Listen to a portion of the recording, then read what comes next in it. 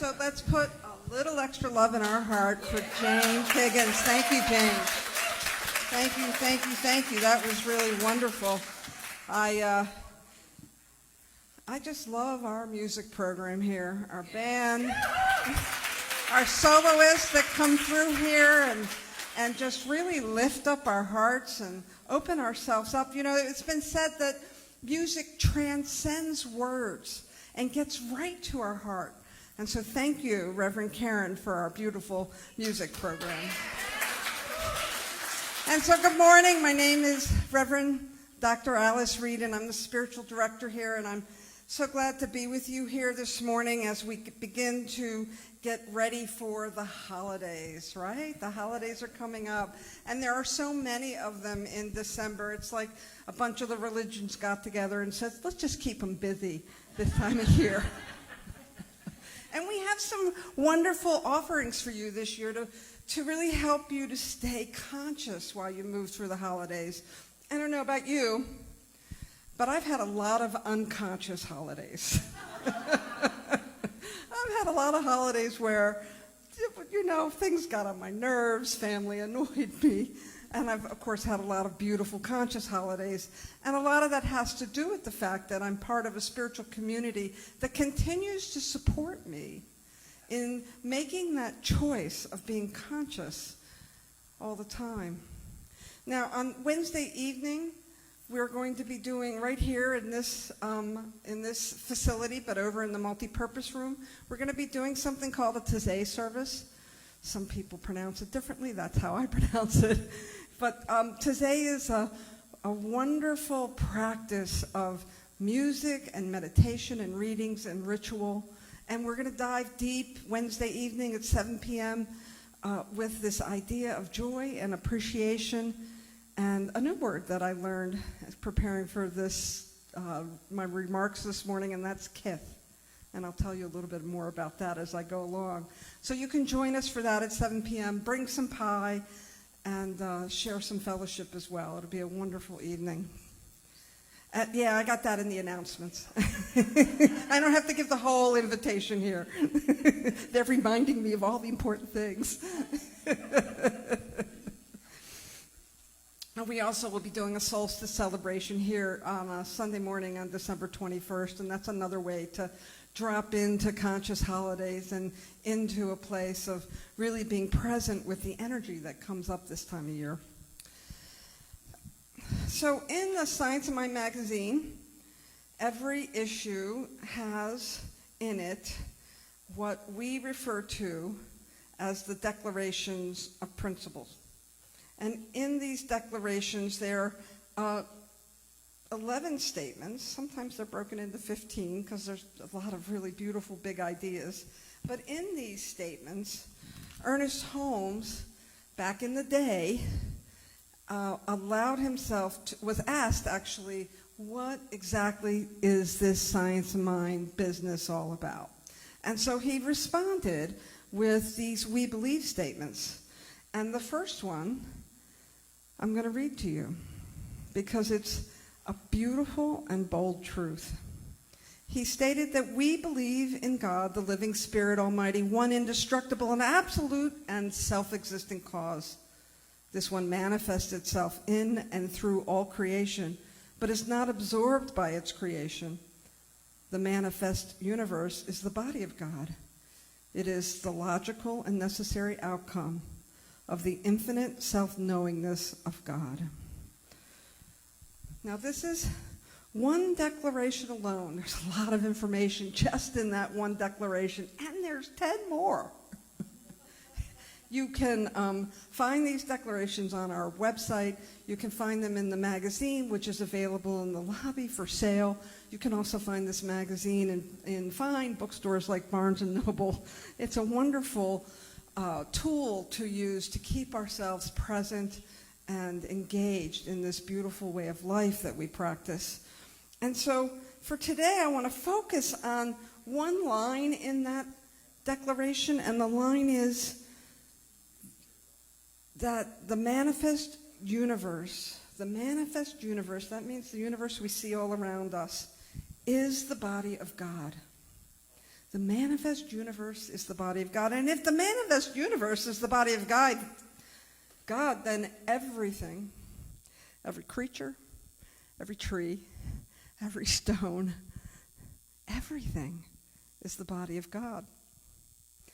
Every neighbor, every difference of opinion, every inconvenience is the body of God.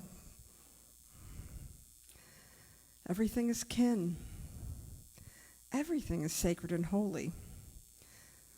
And so this morning, as we continue in this theme of loving no matter what, sometimes people use the phrase unconditioned or unconditional love, but I want to take that idea to practical application. Loving no matter what. Being in a space of love no matter what. That's really what we're talking about this month. And so consider for a moment that honoring kinship with all life is actually a spiritual practice of gratitude.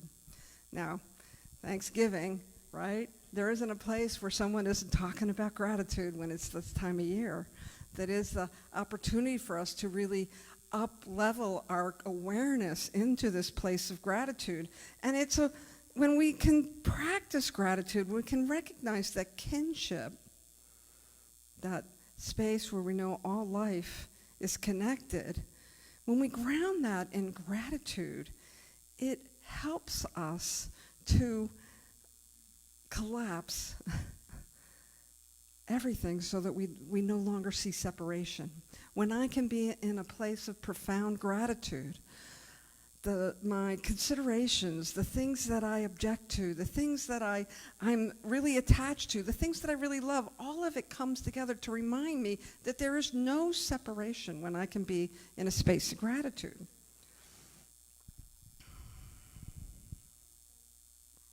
Ernest Holmes talked about this as the entirety of God, as everything we know and everything we don't know, regardless of our opinions and our preferences, our likes and our dislikes.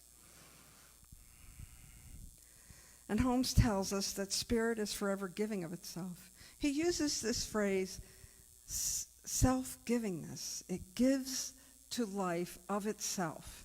It gives to life of itself. That word of givingness, every time I type it, my autocorrect is like, what?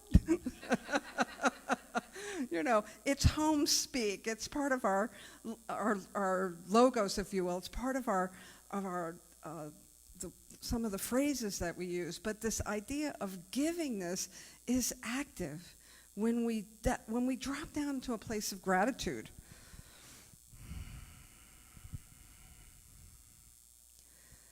Richard Rohr, I always bring Richard with me when I come here on Sunday mornings because he has so much beautiful wisdom that crosses all the spiritual paths. And he made a statement in one of his recent meditations where he said that everything is a gift. Everything. And I want you to take a minute, just a moment actually, and take in the weight of that. Everything is a gift. And to receive life as a gift is to step into the stream of this divine givingness, to simply let it flow through us rather than trying to manufacture something. How many of you, planning a birthday party, wanting to console a friend, moving through some project for work where you want everybody to like it and you want everyone to be happy and you're trying to arrange all the aspects of it to manufacture an experience? Well, we're not talking about that kind of effort. We're talking about dropping into something that is innate and organic to you. Really seeing the gift of life before you, regardless of how you might initially judge it. I'd say it's simple, but it's not easy, right? It's a pretty simple idea, but it's not so easy, especially when we have our attachments and our experiences, our emotions, all of life that we bring into every moment. Because we bring all of ourselves into every moment. We bring our past, we bring our good times, our bad times, our hurts, our joys. Everything comes into this present moment. And we're always a choice. And we always have tools that we can use to really embody that present moment fully and completely. And gratitude is one of those tools in our toolkit that sometimes we overlook. You know, sometimes we just think of it as saying thank you, but it's really an embodiment of accepting life as a gift. It's really an embodiment of allowing ourselves to see everything as God in form. In the New Testament, Paul writes in the Philippians chapter, "Pray with gratitude, and the peace beyond understanding will guard your heart and mind." And it's pure metaphysics. Pure metaphysics. When we can pray with gratitude, when we can enter a space invoking peace, we can surpass all our strategizing and trying to figure things out and manufacture things, and we can just step into that place of gratitude when we are willing to embrace peace, when we're willing to embrace grace. Holmes would call it a mental atmosphere so filled with appreciation that peace becomes the natural outcome. A mental atmosphere so filled with appreciation that peace becomes a natural outcome. So consider this when you adopt an attitude of gratitude, right? How many times have you heard that? But when you adopt that attitude of choosing gratitude in the moment, gratitude clears our lens. It dissolves our judgment. It softens our insistence that life match our preferences. Am I the only one? Am I the only one who insists that life match my preferences? I don't think so. I think I'm pretty average on that account. And so when we can step into a place of gratitude and allow ourselves to rise above our preferences and our judgments, we can see clearly what it is before us that wants us to pay attention to it. There's an old English phrase, kith and kin, and it reminds us that kinship is not only about people, it's about how we belong to the land, how we belong to all the creatures, how the rhythms of the community that we live in are part of who we are. I love this definition of kith. When we know our kith, we know ourselves as part of nature, not outside of nature. It's like community ecology, right? I mean, we have a zeitgeist, a culture where we have spent a lot of energy, time, money building a world to separate us from nature. But the truth is, everything about us, everything we build comes from this natural world of ours. Everything comes out of the basic building blocks. Ask any chemist. The basic building blocks of this earth that we live on. And so instead of separating ourselves from it, we begin to use this idea of kith, which creates an intimacy with the land. It creates an intimacy with our relations. And we begin to see that kinship is more than the kinship that I feel to my loved ones or the kinship that I feel to my community members. It's the kinship with all life. All of it. The rainstorms, right? Oh, we've had our share of rain lately, haven't we? Yeah, well, that rain that so inconvenienced you on the 5 during rush hour, it's also the same moisture that fell out of the sky and fed Mother Earth and began to replenish some of the streams and creeks and began to nourish, I don't know about you, but my roses are off the hook right now. They are so happy with all that rain. And so if we can begin to raise our awareness and use gratitude to begin to see through the somehow limited perspective that we have where we can sometimes forget this place of gratitude and enter into a place of contraction. I get contracted around my judgments. I get contracted around my preferences. I get contracted around the things that when I know I'm right. When I know I'm right. Yeah.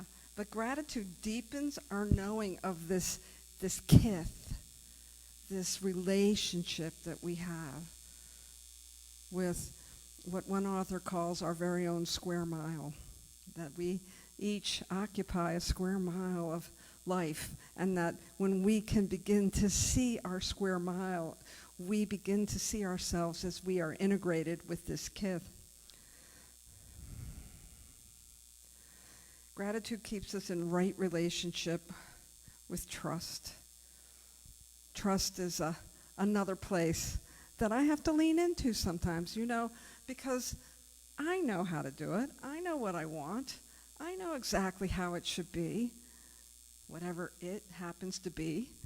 But when I can use my gratitude to reach into a place of trust, like being grateful when something's out of my control, would that be a challenge for anybody in this room?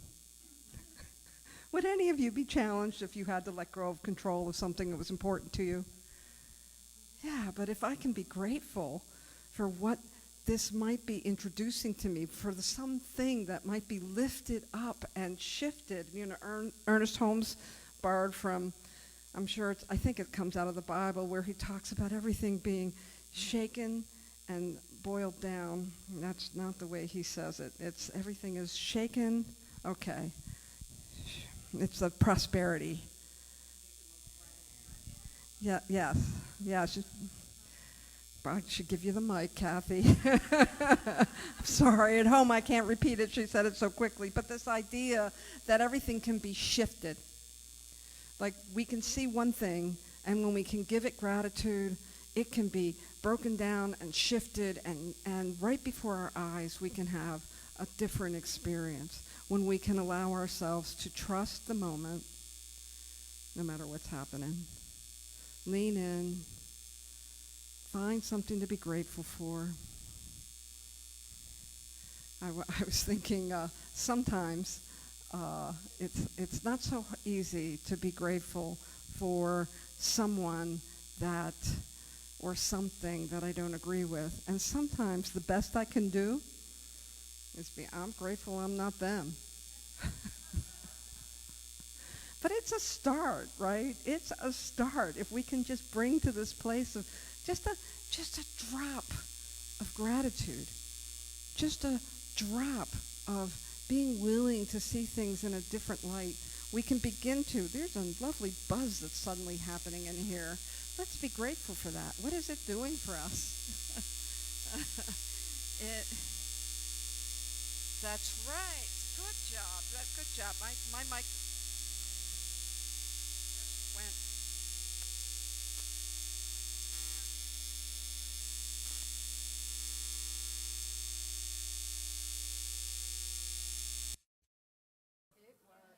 It might have been the mic. How about that?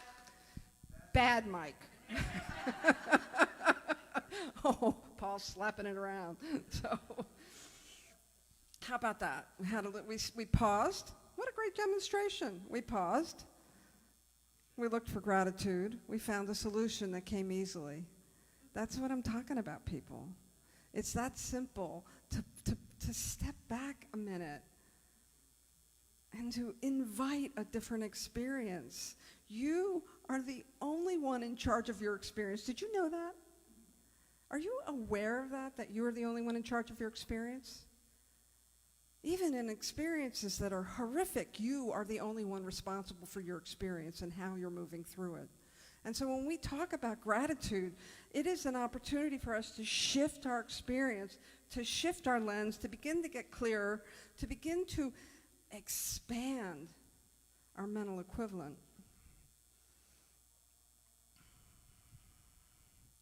My invitation to you this week, as we move through Thanksgiving as some of you might be spending time with family and you'll be full of joy about that or not. And some of you might not be available to your family and you might be full of joy about that or not. My invitation to you is to reclaim this bold and beautiful idea that everything is the body of God. Everything.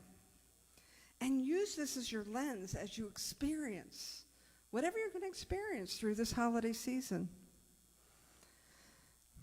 You know, it's kind of low-hanging fruit to use gratitude when we're really excited about an outcome or an experience or a person.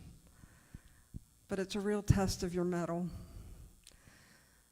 when things aren't going your way, when you're not getting what you want, when someone is behaving badly, to lean into gratitude so that you can shift the experience for yourself.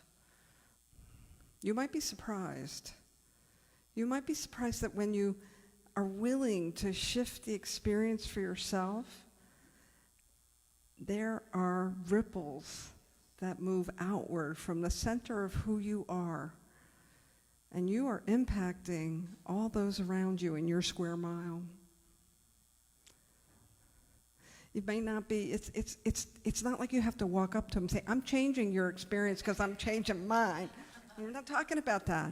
We're talking about really shifting the energy within yourself, and then that's how you behave, from that energy of gratitude, from that energy of love, from that energy and that lens of really seeing things in a different light.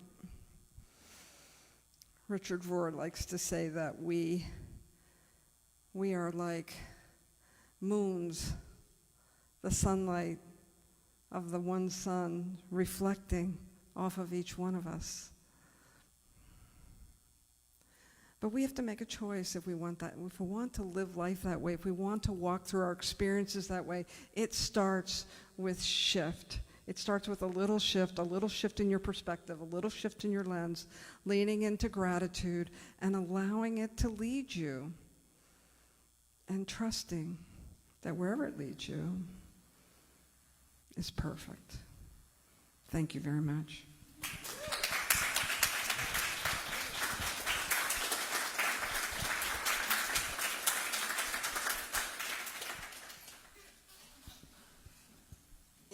In lieu of a prayer, one of my colleagues, Reverend Cynthia James, wrote a Thanksgiving gratitude poem, and I want to share it with you. So I just invite you to close your eyes and take this in like it's prayer. In this season of turning leaves, when the world slows its breath, we are invited home, back to the center of who we are. Gratitude whispers in the quiet corners of our lives, reminding us that even in uncertainty, there is beauty to be found. It rises in the simple things: a shared smile, a warm cup of tea, a sunrise that asks for nothing but our attention. Gratitude softens the stories we've told ourselves. It softens the stories we told about ourselves. It opens our hands to release what no longer serves and makes space for grace to enter. Today, this day, I honor you. I honor your resilience. I honor your courage. I honor your willingness to be present and to evolve.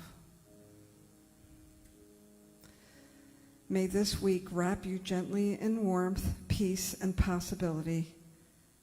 And may you remember that gratitude is your compass, a light that guides you through every moment, every season, every chapter of your becoming. Happy Thanksgiving, beloved community. And so it is.